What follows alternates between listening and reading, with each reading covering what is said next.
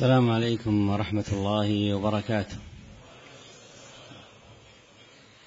الحمد لله رب العالمين، وأشهد أن لا إله إلا الله وحده لا شريك له، وأشهد أن محمدا عبده ورسوله صلى الله عليه وعلى آله وصحبه وسلم. أما بعد، فنحمد الله عز وجل حمدا كثيرا طيبا مباركا فيه كما يحب ربنا ويرضى. نحمده سبحانه الذي أنعم علينا بنعم كثيرة لا تعد ولا تحصى، ونخصه سبحانه وتعالى بالحمد والثناء عليه بما هو أهله على ما خصنا من نعمة الإيمان والإسلام والتوفيق لسنة النبي عليه الصلاة والسلام، وذلك عظيم ما أنعم الله عز وجل به علينا وعلى الناس، ولكن أكثر الناس لا يعلمون. كما نحمده سبحانه الذي يسر لنا هذا اللقاء المبارك في هذا المسجد الطيب المبارك، مسجد قباء، نجتمع لا لأحساب ولا لأنساب ولا لأعراض ولا لأغراض، ولكن نرجو ما عند الله سبحانه وتعالى. نجتمع لنتذاكر من العلم النافع ما يعيننا بإذن الله سبحانه وتعالى على العمل الصالح. وبدء أشكر للجنة هذا المسجد الطيب المبارك مسجد قباء على تهيئة مثل هذه الفرصة المباركة للقاء بالآباء والإخوة والأبناء، أن نتذاكر في هذه الدورة المباركة الطيبة النافعة من العلم النافع ما يعيننا على العمل الصالح. فنقول جزا الله خيرا كل من كان سببا في هذا الخير، شارك بنفسه أو جهده أو جاهه أو ماله أو علمه أو أي نوع من أنواع المشاركات. نسأل الله عز وجل أن يجزي الجميع خير الجزاء، وأن يجعل ذلك في ميزان حسنات الجميع يوم لا ينفع مال ولا بنون إلا من أتى الله بقلب سليم.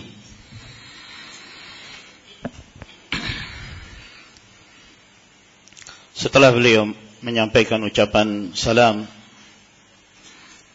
beliau memuji Allah Subhanahu wa taala Rabbul Alamin dan mengucapkan dua kalimat syahadah, bersaksi bahwa tiada sesembahan yang berhak disembah melainkan Allah Subhanahu wa taala semata, tiada sekutu baginya, dan bersaksi bahwa Muhammad sallallahu alaihi wasallam adalah hamba dan rasulnya. Salawat dan salam tercurahkan kepada Rasulullah sallallahu alaihi wasallam, keluarganya, para sahabatnya, dan para pengikutnya. Kemudian setelah itu beliau mengatakan, kami memuji Allah Subhanahu wa taala dengan pujian yang melimpah, pujian yang penuh berkah, sebagaimana yang dicintai Allah Subhanahu wa taala, atas kenikmatan yang Allah Azza wa Jalla berikan kita, berupa kenikmatan yang begitu banyak yang kita tidak mampu menghitungnya. Dan kami mengkhususkan pujian dan sanjungan itu hanya untuk Allah Subhanahu wa taala, dengan sanjungan yang layak untuknya atas nikmat Islam, nikmat iman, dan nikmat mendapatkan taufik untuk mengenal sunnah Nabi sallallahu alaihi wasallam. Dan itu adalah merupakan nikmat yang besar yang Allah Azza wa Jalla berikan kepada kita, namun mayoritas manusia mereka tidak mengetahuinya. Sebagaimana kami memuji Allah Subhanahu wa taala yang telah memberi kemudahan kepada kami untuk terselenggaranya pertemuan ini di masjid ini, Masjid Quba, di mana kita bertemu bukan karena adanya hubungan nasab, bukan karena adanya kepentingan dan tendensi dunia, namun kita bertemu karena kita mengharapkan apa yang ada di sisi Allah Subhanahu wa taala. Dan kita berkumpul di sini dengan tujuan untuk saling memurajaah, saling mengingatkan tentang ilmu yang bermanfaat, yang membantu kita untuk melakukan amalan saleh. Maka sebagai permulaan saya ingin mengucapkan terima kasih kepada pengurus masjid ini atas persiapan dan terselenggaranya acara di masjid ini, di Masjid Quba, untuk bertemu dengan para orang tua, para ikhwah, demikian pula anak-anak, dan kita di sini untuk saling mengingatkan tentang ilmu yang bermanfaat, yang membantu kita untuk melakukan amalan saleh. Maka saya mengucapkan kepada mereka jazakumullahu khairan katsira. Semoga Allah Subhanahu wa taala membalas kalian dengan balasan yang terbaik, dengan kebaikan yang besar, yang siapa saja yang memiliki andil dalam terselenggaranya acara ini, baik dengan tenaganya, baik dengan ilmunya, baik dengan kedudukannya, dan yang lainnya dari berbagai macam apa yang dimiliki oleh seseorang. Semoga Allah Subhanahu wa taala membalas seluruhnya dengan balasan yang terbaik, dan semoga Allah Azza wa Jalla meletakkan apa yang telah mereka amalkan dalam timbangan kebaikan mereka yang akan bermanfaat pada hari tidak bermanfaatnya harta, demikian pula anak-anak, kecuali seorang yang menghadap Allah Subhanahu wa taala dengan qalbun salim. موضوعنا في هذه الليلة كما اختارته لجنة هذه الدورة المباركة أن يكون حول الشباب والسنة. الشباب معاشر المسلمين والمسلمات أعزنا الله وإياكم بهذا الدين، هم بنية المجتمع ذكورا وإناثا، فهم قوة هذا المجتمع ومنشأ الأجيال ومخرج الأمهات والرجال، ولذلك كان لهم في الإسلام منزلة عظيمة، بل كذلك في سائر الأديان. أخبرنا الله عز وجل عن أصحاب الكهف وقصة أصحاب الإيمان والتوحيد وفرارهم بدينهم من أهل الشرك في سورة سماها باسمهم لعظيم منزلتهم وما قاموا به وما ضربوا به من المثل العظيم في توحيد الله عز وجل الفرار بالدين، كما قال الله عز وجل إنهم فتية آمنوا بربهم وزدناهم هدى.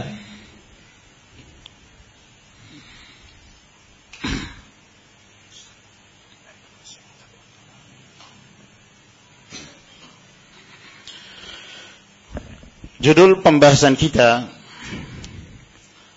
pada malam hari ini yang telah menjadi pilihan dari panitia daurah adalah pembahasan seputar para pemuda dan sunnah. Para pemuda, wahai kaum muslimin dan muslimat, semoga Allah Subhanahu wa taala memuliakan kita dengan agama ini. Mereka adalah pondasi dalam sebuah masyarakat. Mereka adalah bangunan. Yang kami maksud di sini adalah pemuda dan juga pemudi. Mereka adalah kekuatan dalam sebuah masyarakat. Mereka adalah sumber munculnya generasi-generasi berikutnya yang akan mengeluarkan generasi baik dari kalangan para ibu dan para ayah. Oleh karena itu, para pemuda, para remaja yang mencakup pemuda dan pemudi, mereka memiliki kedudukan yang mulia di dalam agama Allah Subhanahu wa taala ini, bahkan di agama-agama yang lainnya. Allah Azza wa Jalla telah memberitakan kepada kita tentang kisah Ashabul Kahfi. Mereka adalah para remaja yang memiliki iman, yang memiliki tauhid. Mereka meninggalkan kaumnya dengan tujuan untuk mempertahankan keyakinan dan agama mereka, sehingga mereka meninggalkan kaum musyrikin. Dan Allah Subhanahu wa taala mengkhususkan satu surah yang surah itu disebut dengan nama mereka, Ashabul Kahfi, sehingga mereka menjadi sebuah percontohan dalam keistiqomahan, dalam kekokohan mereka dalam menjaga tauhid, beribadah hanya kepada Allah Subhanahu wa taala. Allah Jalla wa Ala menyebut tentang mereka, innahum fityatun amanu bi rabbihim wa zidnahum huda. Mereka adalah para pemuda yang beriman kepada Rabb mereka, dan kami menambahkan hidayah untuk mereka.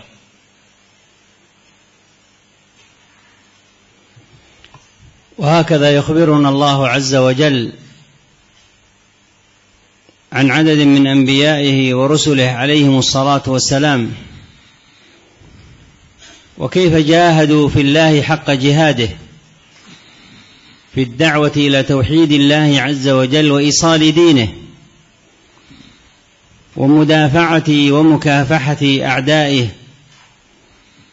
يدعون إلى توحيد الله ويحذرون من الشرك. ومن ذلك قصة إبراهيم عليه الصلاة والسلام، دعا إلى توحيد الله عز وجل بما أوحى الله عز وجل إليه، وضرب لقومه الأمثلة، فمن لم يستجب بالأدلة الشرعية النقلية جعل دواءه وعلاجه بالإقناعات العقلية، كما أخبرنا الله عز وجل حين جاء فهدم الأصنام وكسرها، أصنام المشركين، إلا واحدا لأجل أن يحاججهم بهذا الواحد لعلهم يعقلون ويتذكرون. فلما أصبح المشركون وأصنامهم قد هدمت وكسرت، كان قولهم سمعنا فتى يذكرهم يقال له إبراهيم، أي أنه كان في سن الشباب وهو يجاهد في الله حق جهاده بالدعوة إلى توحيد الله عز وجل ودينه سبحانه وتعالى. Demikian pula Allah Azza wa Jal telah memberitakan kepada kita tentang kisah-kisah sebagian dari para nabi dan rasulnya, tentang bagaimana mereka berjihad di jalan Allah Subhanahu wa taala dengan sebenar-benarnya jihad, dengan mengajak manusia untuk mentauhidkan Allah Azza wa Jal dan menghadapi musuh-musuhnya. Mereka senantiasa mengajak umat ini untuk mentauhidkan Allah dan memperingatkan mereka dari kesyirikan. Termasuk dari kisah tersebut adalah kisah Nabiullah Ibrahim alaihi salam, di mana beliau mengajak umatnya untuk mentauhidkan Allah Azza wa Jal berdasarkan wahyu yang Allah wahyukan kepadanya. Maka Nabiullah Ibrahim alaihi salam tatkala mengajak mereka untuk mentauhidkan Allah dan meninggalkan kesyirikan, pada saat disampaikan kepada mereka dalil-dalil syar'i, hujjah-hujjah yang Allah wahyukan kepada beliau, namun mereka tidak mengindahkannya, sehingga Nabiullah Ibrahim alaihissalam hendak mengobati mereka dengan cara mendatangkan dalil-dalil akli, dalil-dalil akal, agar kemudian mereka bisa memikirkannya,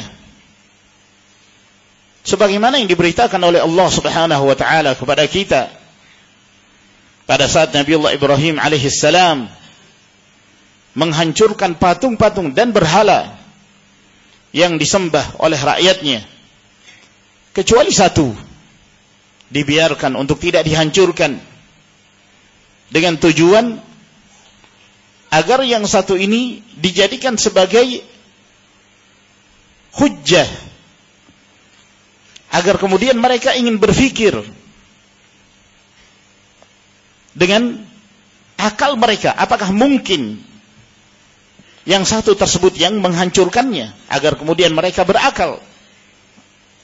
Maka di pagi hari ketika mereka melihat berhala-berhala mereka telah dihancurkan, maka mereka pun mengatakan, sami'na fatan yadhkuruhum yuqalu lahu Ibrahim.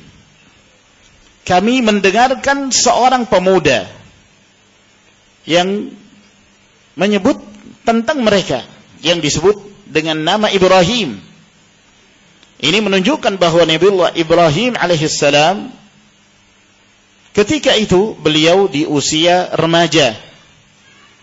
Beliau telah berjihad di jalan Allah Subhanahu wa taala, mendakwahi masyarakatnya agar mentauhidkan Allah dan meninggalkan kesyirikan.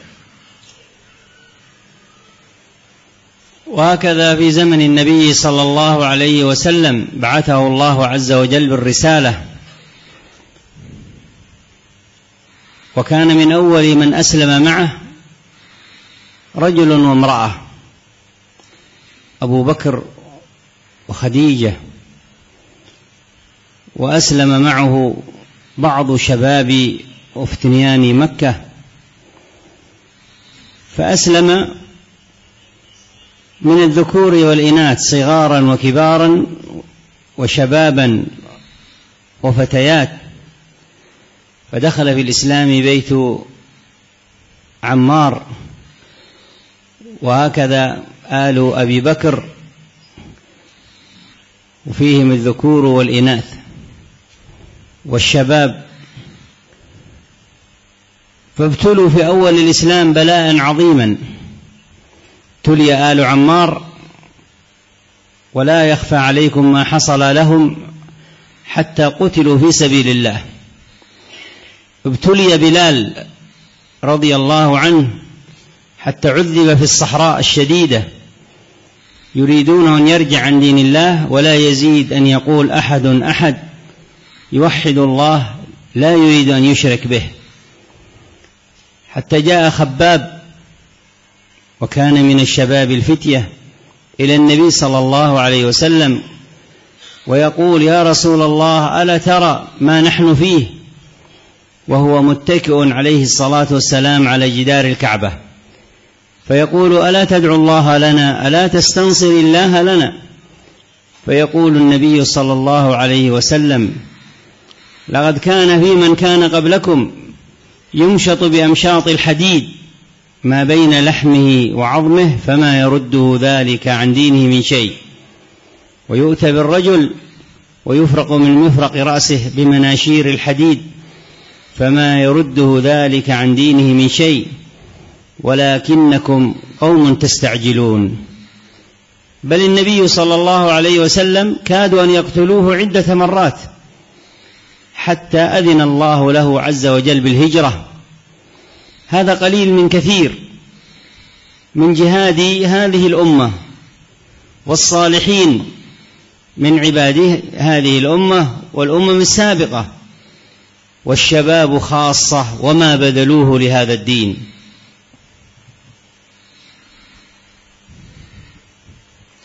Demikian pula pada zaman Nabi sallallahu alaihi wasallam, ketika Allah Azza wa Jalla mengangkat beliau sebagai rasul, maka masuk Islamlah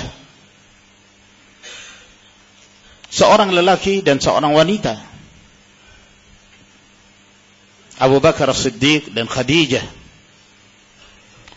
dan masuk Islam bersamanya beberapa pemuda Makkah, beberapa remaja baik dari kaum lelaki demikian pula kaum wanita, yang termasuk di antara mereka yang masuk ke dalam Islam di awal-awal dakwah Nabi sallallahu alaihi wasallam adalah Ammar bin Yasir dan keluarga Abu Bakar As-Siddiq Dan di antara keluarga Abu Bakar As-Siddiq ada dari kaum lelaki, wanita, dan dari para remaja. Dan mereka mendapatkan cobaan yang luar biasa beratnya. Keluarga Ammar, dan tidaklah tersamarkan oleh kalian apa yang mereka alami di jalan Allah Subhanahu wa taala hingga mereka terbunuh. Demikian pula Bilal ibn Rabah, tidak tersamarkan oleh kalian tentang kisahnya disiksa di tengah padang pasir dengan harapan agar beliau kembali kepada agama kesyirikan. Namun beliau enggan untuk kembali, dan beliau tegar dengan senantiasa mengatakan ahadun ahad. Beliau senantiasa mentauhidkan Allah Subhanahu wa taala. Sehingga pernah satu ketika Khabbab ibn al-Arad radhiyallahu taala anhu, dan beliau termasuk dari kalangan pemuda, beliau mendatangi Rasulullah sallallahu alaihi wasallam. Ketika itu Rasulullah sedang bersandar di dinding Ka'bah. Wahai Rasulullah, tidakkah engkau berdoa kepada Allah Subhanahu wa taala untuk kami? Tidakkah engkau meminta pertolongan kepada Allah Subhanahu wa taala? Tidakkah engkau melihat kondisi yang kami rasakan sekarang ini? Maka Nabi sallallahu alaihi wasallam mengatakan, sungguh di antara orang-orang sebelum kalian ada yang tubuhnya disisir dengan sisir besi yang menyebabkan terpisah antara daging dan tulangnya. Bahkan di antara mereka ada yang didatangkan gergaji lalu kemudian dibelah dua tubuhnya. Namun yang demikian tidaklah memalingkan mereka dari jalan Allah Subhanahu wa taala. Akan tetapi kalian adalah kaum yang tergesa-gesa. Bahkan Nabi sallallahu alaihi wasallam sendiri hampir saja mereka membunuhnya, hingga Allah Azza wa Jalla mengizinkan kepada beliau untuk berhijrah. Ini sedikit kisah dari sekian banyak kisah-kisah terdahulu yang menjelaskan tentang peranan para pemuda dari kalangan orang-orang yang saleh dari umat ini, demikian pula umat-umat sebelumnya. أيها المسلمون والمسلمات، اقرأوا في تاريخ الإسلام وكيف قدم شباب الإسلام ذكورا وإناثا الكثير في نصرة هذا الدين. اقرأوا عن دار الأرقم ابن أبي الأرقم وكيف كانوا يتعلمون القرآن صغارا وكبارا بالخفية خوف أذية المشركين، وكيف كانوا يدعون إلى دين الله عز وجل بيتا بيتا وأسرة أسرة وقبيلة قبيلة، كل هذا بالسر خشية أذية المشركين. وكيف كانوا يجتمعون بالنبي صلى الله عليه وسلم في منى، واجتمع بأهل المدينة مرتين، كل هذا بالسر، ويعينه شباب وفتية في مكة ومن المدينة. اقرأوا هجرة النبي صلى الله عليه وسلم وما وقع فيها من الأحداث العظيمة الكبيرة الكثيرة، ومن ذلك تضحية علي رضي الله عنه إذ نام في مكان النبي صلى الله عليه وسلم حتى يظن المشركون أنه لا زال نائما في فراشه، ضحى بشبابه وروحه أن ينام في مكان النبي صلى الله عليه وسلم والمشركون متربصون بالبيت، في أي لحظة يدخلون ويضربون بسيوفهم، وقد كادوا أن يفعلوا. اقرأوا ما فعلت أسماء ذات النطاقين حين خرج النبي صلى الله عليه وسلم فأوحى الله إليه أن يأوي إلى كهف في مكة 3 أيام، وأهل مكة يبحثون بكل مكان عن النبي صلى الله عليه وسلم وأبي بكر ليقتلوهما، ودفعوا الغالي والرخيص في من يأتي بهما حيين أو ميتين، فآوى إلى الكهف، و3 أيام تضحي بنفسها أسماء بنت أبي بكر، وتخرج ليلا بالطعام والشراب. انظروا ماذا قدم شباب الإسلام الأول لهذا الدين العظيم ذكورا وإناثا.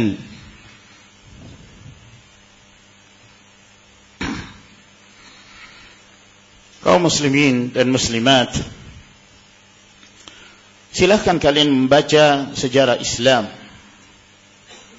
Bagaimana pengorbanan para pemuda di dalam Islam ini, baik kaum lelaki demikian pula wanita, di dalam menolong agama Allah Subhanahu wa taala. Silahkan kalian membaca kisah Darul Arqam, para sahabat yang awal-awal masuk ke dalam Islam, yang menjadi pengikut Nabi sallallahu alaihi wasallam. Bagaimana mereka mempelajari Al-Qur'anul Karim itu dengan cara sembunyi-sembunyi di dalam rumah tersebut, karena khawatir akan gangguan dari kaum musyrikin. Bagaimana mereka dahulu mengajak manusia kepada jalan Allah Subhanahu wa taala dengan mendatangi rumah demi rumah, orang demi orang, kabilah demi kabilah, dengan cara rahasia, karena khawatir dari ancaman kaum musyrikin. Demikian pula, silahkan kalian membaca sejarah ketika Rasulullah sallallahu alaihi wasallam berkumpul dengan penduduk Madinah, kaum Ansar di Mina, dalam peristiwa pembaiatan Aqabah, di mana Rasulullah sallallahu alaihi wasallam mendapatkan bantuan dan support dari para pemuda di Makkah, demikian pula Madinah. Silahkan kalian membaca bagaimana hijrahnya Nabi sallallahu alaihi wasallam dan peristiwa-peristiwa yang demikian banyak yang terjadi kaitannya dengan para remaja.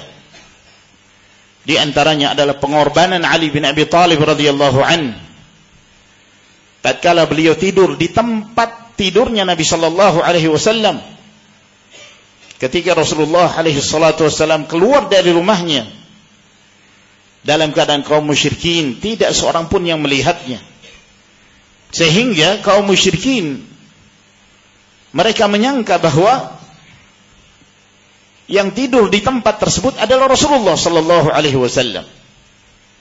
Padahal itu adalah Ali bin Abi Thalib, seorang pemuda yang rela mengorbankan jiwa dan raganya untuk melindungi Rasulullah sallallahu alaihi wasallam.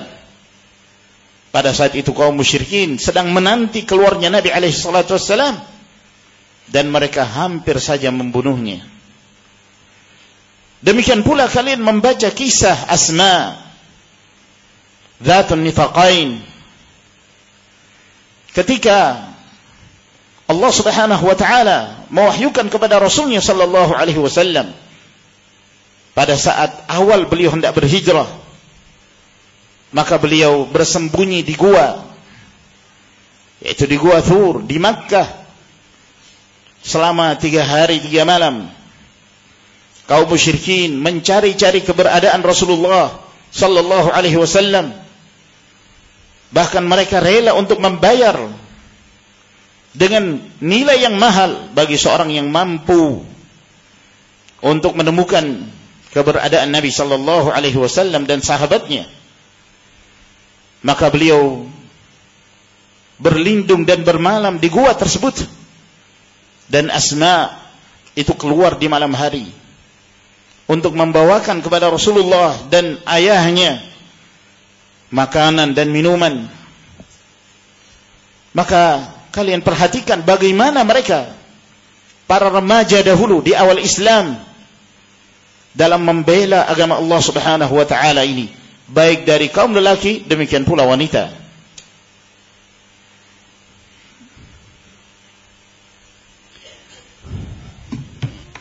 وهكذا بعد الهجرة أيها المسلمون لم يزل المسلمون يقدمون الكثير لهذا الدين، والشباب خاصة. أقبل الناس على تعلم هذا الدين من كل مكان، والشباب خاصة، حتى كان في مسجد النبي صلى الله عليه وسلم أكثر من 70 شابا تفرغوا لتعلم القرآن والعلم، سموا بأهل الصفة، منهم ابن عباس وابن عمر وابو هريرة وابن مسعود ومعاذ وجماعة من شباب المسلمين، صبروا على الجوع لتعلم العلم من النبي صلى الله عليه وسلم، حتى قال أبو هريرة رضي الله عنه: إن كان ليغمى علي من الجوع فيظن الناس أن بي جنون، ووالله ما بي إلا الجوع. ويقول: إني لا أعرف 70 رجلا، أي من أهل الصفة، لا يجدون ما يسترون به أجسادهم إلا ما بين السرة والركبة، من شدة الفقر والجوع صبروا على أخذ العلم، ومع ذلك وقت الجهاد كانوا في الصف الأول. فلما أذن الله بالجهاد يوم بدر كانوا من الخارجين، فكانوا يعرضون على النبي صلى الله عليه وسلم، ومن كان دون 15 سنة كان يرده، حتى أن صغار الصحابة كانوا يتطاولون يرفعون أصابعهم يريدون أن يظهروا أنهم كبار لأجل ألا يردهم النبي صلى الله عليه وسلم. انظروا، صارت أرواحهم رخيصة في الجهاد في سبيل الله وحرصهم على نصرة هذا الدين، بينما وللأسف ننظر في حال شباب المسلمين اليوم وهم مشغولون عاكفون على الجوالات، لاهون في أنواع الملهيات، سرقتهم أنواع المفسدات إلا من رحم الله. واسألوا ماذا وقع يوم بدر، ومن قتل أبا جهل، ومن قتل عتبة من شباب المسلمين، حتى أن أحدهم يحمل السيف بيديه من ثقل السيف يجره جرا على الأرض لا يستطيع أن يرفعه، فمكنهم الله ربنا سبحانه وتعالى من المشركين فقتلوهم. وقصة ابن الجموح في قتل أبي جهل وغيره من الأخبار في قصة بدر تخبرك بالتضحية العظيمة التي قدمها شباب الإسلام والمسلمين في نصرة هذا الدين.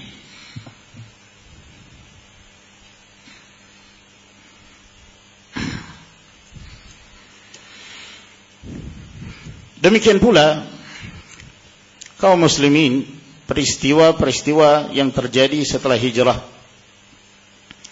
Demikian banyak peristiwa yang terjadi yang menjelaskan tentang pengorbanan para remaja secara khusus dalam membela agama Allah Subhanahu wa ta'ala,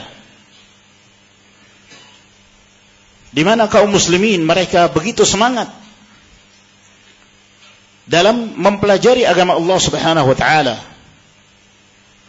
dan para pemuda lebih terkhusus lagi, sehingga ketika itu di masjid Nabi sallallahu alaihi wasallam di Madinah lebih dari 70 orang dari kalangan pemuda mereka mengkhususkan diri mereka mempelajari agama Allah Subhanahu wa ta'ala. Mereka lah yang disebut sebagai ahlus suffah, para sahabat yang tinggal di masjid, Ibnu Abbas, Ibnu Umar, Ibnu Mas'ud, Abu Hurairah, Mu'adz bin Jabal, dan selain mereka dari kalangan para pemuda.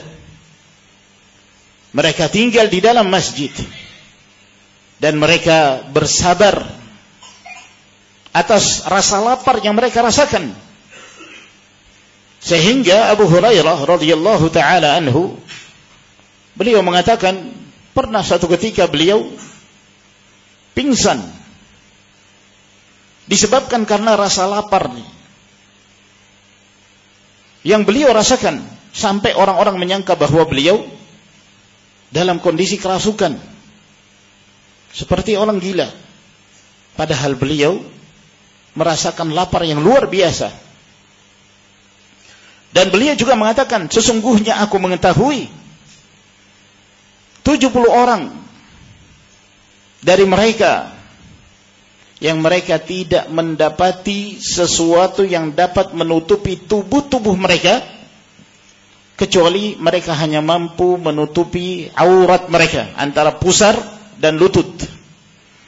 Mereka tidak memiliki pakaian selain yang menutupi antara pusar dan lutut mereka. Dan mereka bersabar dalam menuntut ilmu, mendalami agama Allah Subhanahu wa taala. Namun di samping itu, ketika datang panggilan jihad, mereka berada di barisan yang pertama dalam mengangkat senjata, berjihad di jalan Allah Subhanahu wa taala.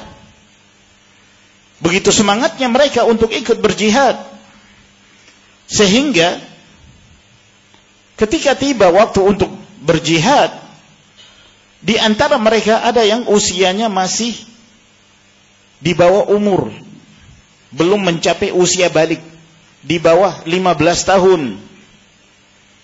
Namun ketika itu mereka hendak menampakkan diri mereka bahwa seolah-olah mereka itu telah dewasa, dengan harapan agar Nabi Shallallahu Alaihi Wasallam menunjuk mereka dan diikut sertakan dalam peperangan. Karena begitu semangatnya mereka untuk berjihad, mereka rela untuk mengorbankan jiwa mereka. Mereka rela untuk mati, seolah-olah jiwa mereka itu begitu murah harganya, nilainya dalam berjihad di jalan Allah Subhanahu wa taala. Lalu kita membandingkan kondisi para pemuda di masa lalu dengan para remaja di masa kita sekarang ini. Mereka tersibukkan dengan hal-hal yang melalaikan mereka, dengan handphone yang ada di tangan-tangan mereka, dengan melakukan hal-hal yang melalaikan mereka. Mereka telah dicuri dengan hal-hal yang merusak kehidupan mereka, kecuali yang dirahmati Allah Subhanahu wa taala.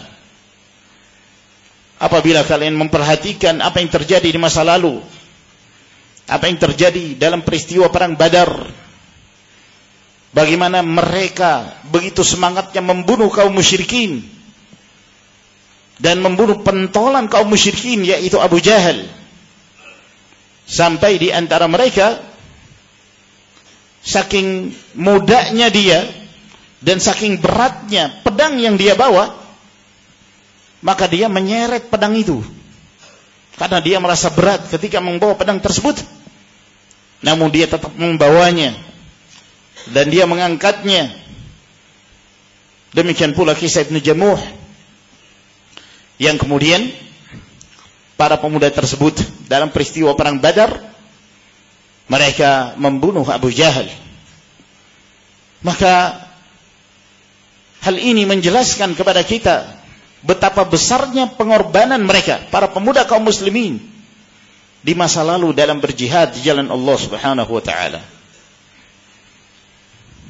وفي تاريخ المسلمين أيها المسلمون الشيء الكثير مما قدمه سلفنا وشباب المسلمين خاصة، حث النبي صلى الله عليه وسلم على تحمل هم هذا الدين وتعلم العلم، فأقبل الناس صغارا وكبارا رجالا ونساء الكل يتعلم العلم الشرعي. حث على العكوف على المسجد لتعلم العلم، كما في حديث أبي هريرة في الصحيحين: 7 يظلهم الله في ظله يوم لا ظل إلا ظله، وذكر منهم رجل قلبه معلق بالمساجد. حتى النساء قالوا: يا رسول الله قد غشانا الرجال عليك فاجعل لنا يوما تعلمنا فيه مما علمك الله. انظر إلى الحرص وحمل هم هذا الدين حتى النساء، فجعل النبي صلى الله عليه وسلم للنساء يوما وجعل لهن بابا لا يدخله إلا النساء. قال ابن عمر راوي الحديث: فوالله ما دخلت من ذاك الباب بعد إذ سمعت رسول الله صلى الله عليه وسلم يقول إنه للنساء.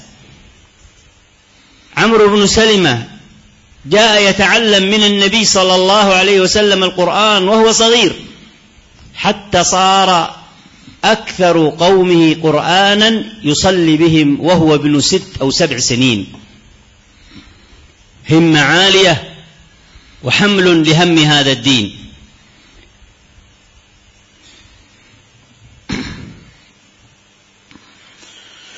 Maka dalam sejarah kaum muslimin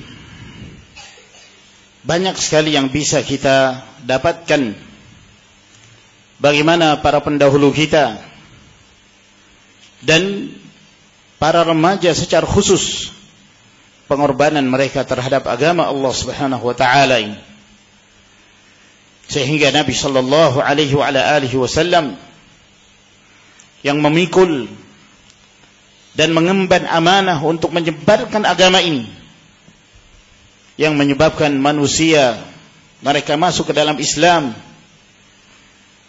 dari anak-anak dan orang-orang dewasa, kaum lelaki dan wanita, sebagaimana Rasulullah sallallahu alaihi wasallam menganjurkan mereka untuk menetap di masjid, sebagaimana yang disebutkan dalam hadis riwayat Bukhari dan Muslim dari hadis Abu Hurairah, ketika Rasulullah sallallahu alaihi wasallam menyebutkan tentang 7 golongan yang diberi naungan oleh Allah Subhanahu wa taala pada yaumul qiyamah, di saat tiada naungan kecuali naungan Allah Azza wa Jalla.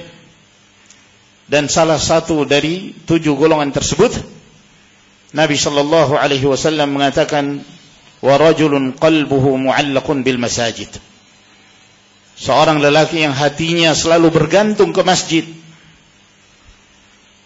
Demikian pula para wanita di masa Nabi sallallahu alaihi wasallam, mereka cemburu terhadap kaum lelaki disebabkan karena kaum lelaki sering duduk di sisi Nabi alaihi salatu wassalam untuk mengambil ilmu, sehingga mereka mengatakan: wahai Rasulullah, kami telah terkalahkan oleh kaum lelaki, maka buatlah satu hari untuk kami, engkau mengajarkan kepada kami ilmu yang telah Allah ajarkan kepadamu.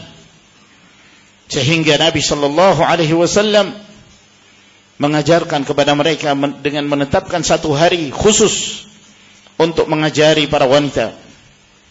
Sampai Nabi sallallahu alaihi wasallam mengkhususkan satu pintu, yang pintu ini tidak ada yang memasukinya kecuali para wanita.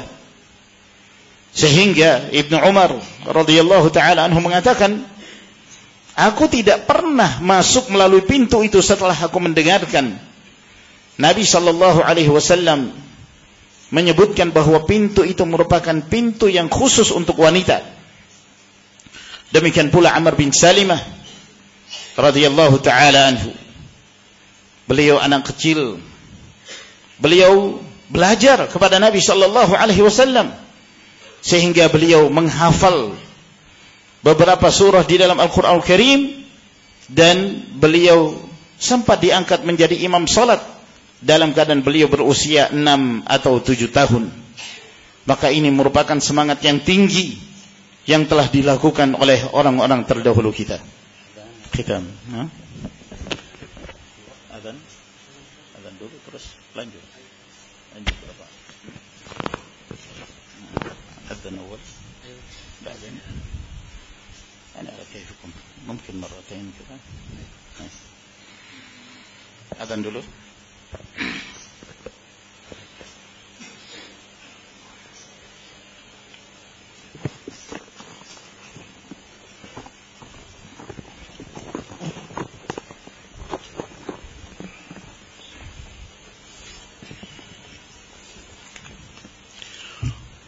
الله أكبر الله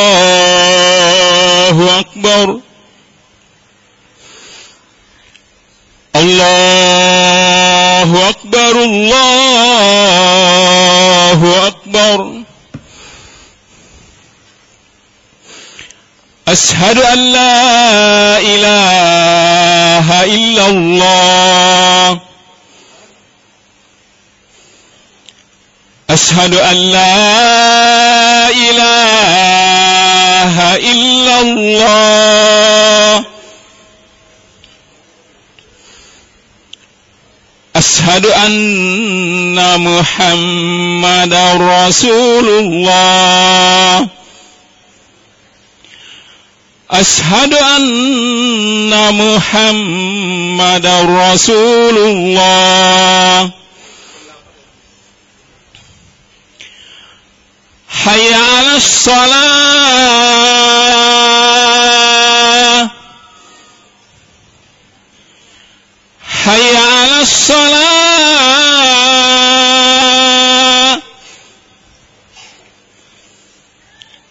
حي على الفلاح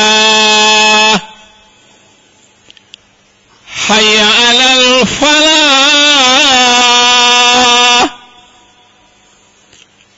الله أكبر الله أكبر لا إله إلا الله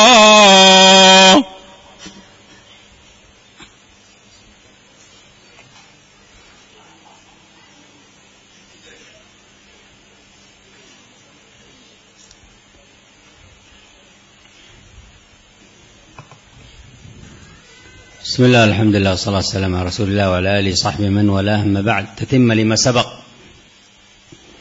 أيها المسلمون والمسلمات، إن الله عز وجل أعزنا بهذا الدين حين تمسك سلفنا وأئمتنا بهذا الدين بصدق. ففي فترة وجيزة خرج الكثير ممن حمل هم هذا الدين، حتى خرج العلماء حفاظ القرآن والسنة والعلم الشرعي في فترة وجيزة. أرسل النبي صلى الله عليه وسلم إلى رعل وذكوان بعض قبائل العرب أكثر من 70 قارئا، وكان القارئ في زمن النبي صلى الله عليه وسلم هو العالم.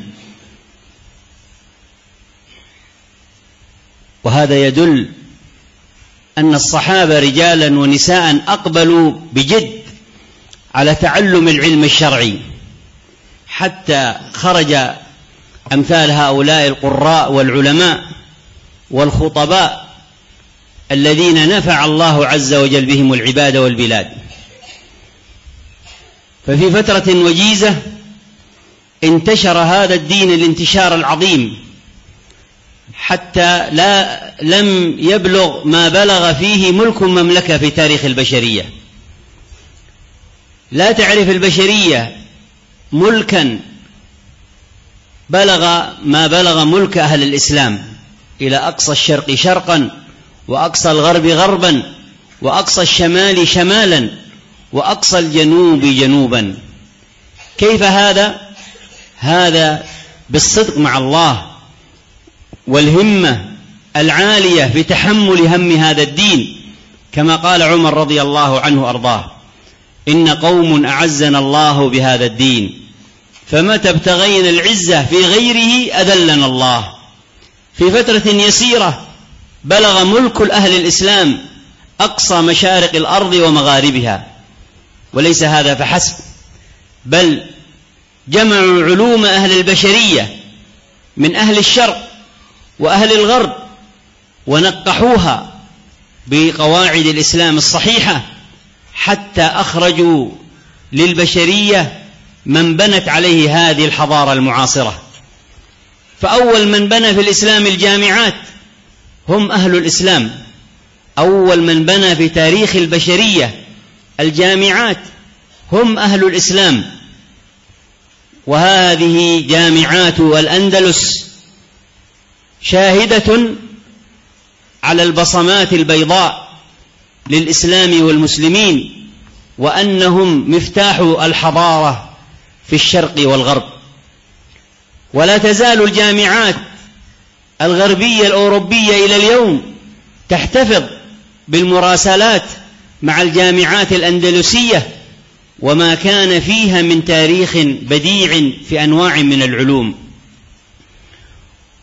وكم ممكن أن نحكي من هذا مما يدلنا أن أجدادنا وسلفنا بذلوا الغالي والرخيص في حمل هذا الدين وإيصاله إلى الآخرين.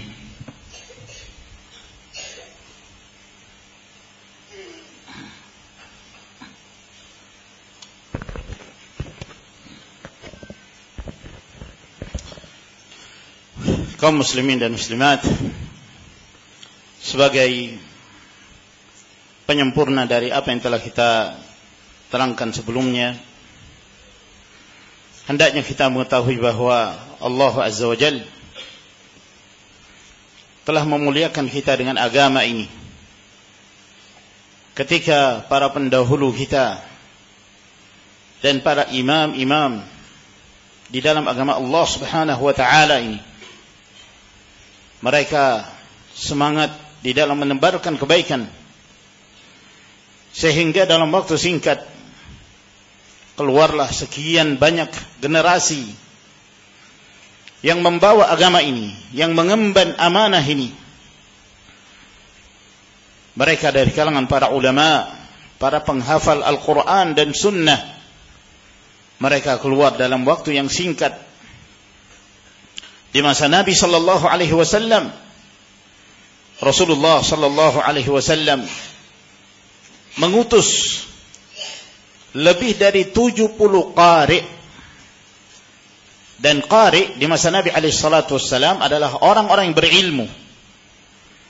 Mereka diutus oleh Nabi sallallahu alaihi wasallam ke kabilah-kabilah Arab, ke Ri'il, ke Dhakwan dan yang lainnya. Itu lebih 70 orang yang mereka seluruhnya dari kalangan orang-orang yang berilmu. Maka ini menjelaskan kepada kita bahwa dalam waktu singkat mereka begitu semangat dengan penuh kesungguhan mempelajari agama Allah Subhanahu wa taala, hingga keluarlah orang-orang yang seperti mereka ini, para qurra, para ulama, yang dengan melalui mereka Allah Azza wa Jalla memberi manfaat kepada para hamba dan negeri-negeri. Dan dalam waktu yang singkat pula agama ini menyebar ke seluruh penjuru dunia, sehingga tidak diketahui dalam sejarah manusia ada kekuasaan yang lebih luas daripada kekuasaan kaum muslimin, di mana penyebaran Islam itu sampai ke pelosok-pelosok bumi ini, ke ujung timur, ke ujung barat, ke ujung utara dan selatan. Bagaimana ini semua bisa terjadi? Yaitu dengan kejujuran bersama Allah Subhanahu wa taala, semangat yang tinggi di dalam mengemban agama Allah Subhanahu wa taala ini, sebagaimana yang disebutkan oleh Umar bin Khattab radhiyallahu taala anhu, bahwa sesungguhnya kami dahulu adalah kaum yang hina, lalu Allah Subhanahu wa taala memuliakan kami dengan Islam.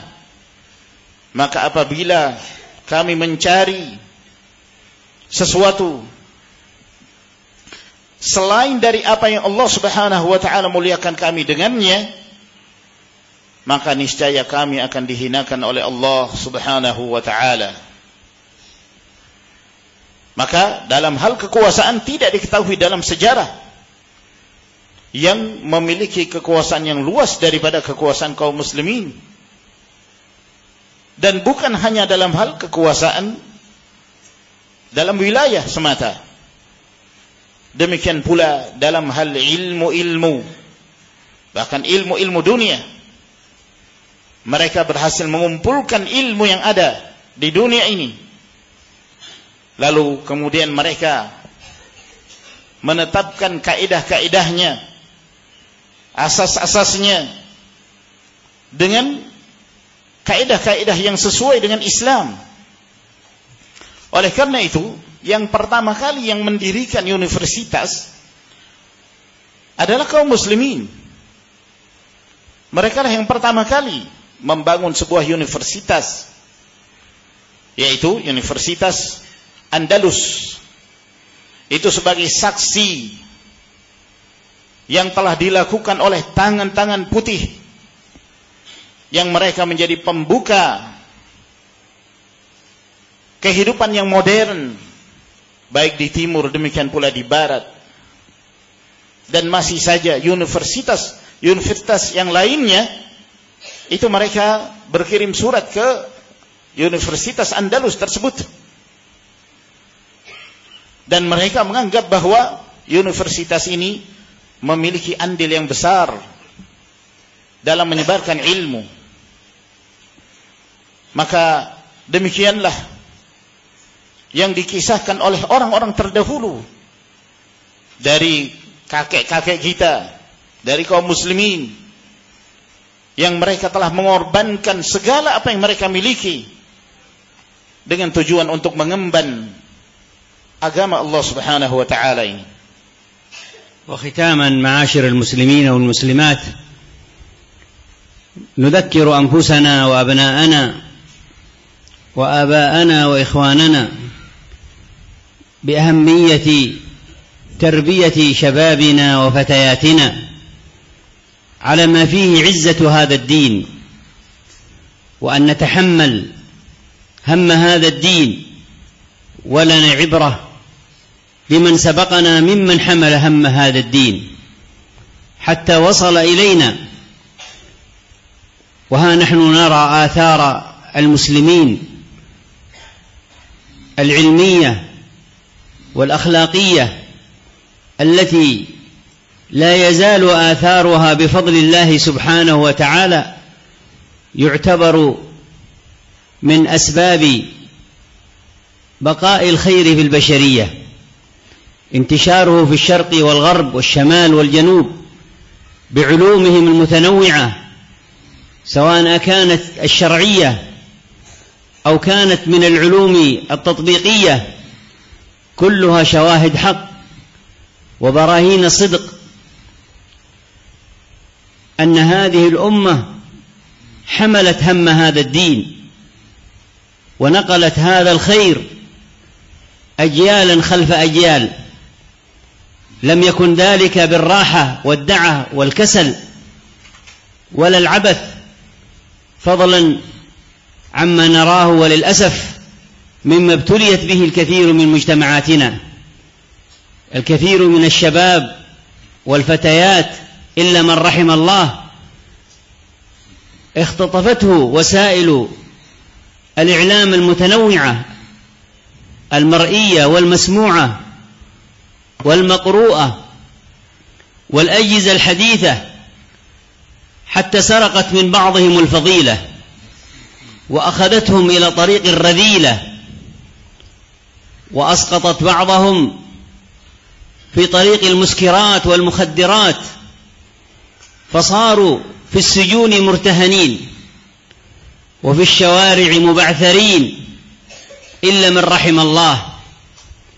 فعزتنا معاشر المسلمين والمسلمات بالرجوع إلى هذا الدين، بأن نربي أنفسنا وأسرنا وأبناءنا ومجتمعاتنا على التمسك بهذا الدين، الدين الوسط الذي فيه من السماحة والعدل والكرامة ما فيه إكرام هذا الإنسان بالمعايير الشرعية، نفهم كل شيء الفهم الصحيح، بالضوابط الشرعية نضع كل شيء في موضعه الصحيح، بعيدا عن غلو الغالين وتساهل المتساهلين، بعيدا عن أهل الثورات والتفجيرات باسم الدين والدين منهم بريء، بعيدا عن أصحاب الحزبيات والمظاهرات والفوضى،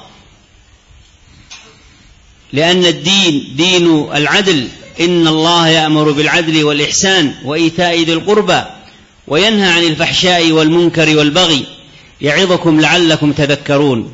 فنسأل الله عز وجل أن يعيننا على إصلاح أنفسنا وإصلاح أسرنا وإصلاح أبنائنا وبناتنا، وأن يجعلنا ممن يحمل هم هذا الدين، وأن يجعلنا هداة مهتدين غير ضالين ولا مضلين. وصلى الله وسلم على نبينا محمد وعلى آله وصحبه وسلم والحمد لله رب العالمين. Sebagai penutup, ma'asyiral muslimin wa muslimat, kami ingin mengingatkan diri kami, bapak-bapak kami, saudara-saudara kami, tentang pentingnya untuk mendidik para pemuda kita dengan hal-hal yang dengannya mereka menjadi hamba-hamba Allah yang mulia, yang mengemban amanah agama ini, menjadi orang-orang yang bertanggung jawab di dalam menunaikan amanah. Dan kita telah cukup untuk menjadikan pelajaran dengan orang-orang terdahulu kita, semangat mereka di dalam menyebarkan agama hingga agama ini sampai kepada kita. Dan kita telah melihat pengaruh dari kaum muslimin, baik dari sisi ilmu, sains, dari sisi akhlak dan yang lainnya. Masih saja terlihat athar, terlihat sisa-sisa dari pengaruh tersebut, yang itu adalah merupakan sebab-sebab kebaikan yang ada di tengah-tengah manusia, menyebar di tengah-tengah manusia ilmu Islam, ilmu yang datang dari kaum muslimin di timur dan di barat, utara dan selatan, ilmu-ilmu yang bersifat umum, baik ilmu agama, demikian pula ilmu-ilmu yang sifatnya yang dilakukan atau yang kaitannya dengan dunia. Maka ini semua adalah merupakan saksi-saksi kebenaran yang menunjukkan bahwa umat ini memiliki tanggung jawab besar dalam mengemban amanah agama ini dan menyampaikan kebaikan dari satu generasi menuju generasi yang berikutnya. Dan hal ini semua dilakukan tidaklah dengan bersantai ria, tidak dengan bermalas-malasan, tidak dengan melakukan perbuatan sia-sia. Terlebih apa yang kita saksikan dari para pemuda dan para remaja kita sekarang ini, di mana mereka telah banyak terpengaruh oleh sarana-sarana telekomunikasi.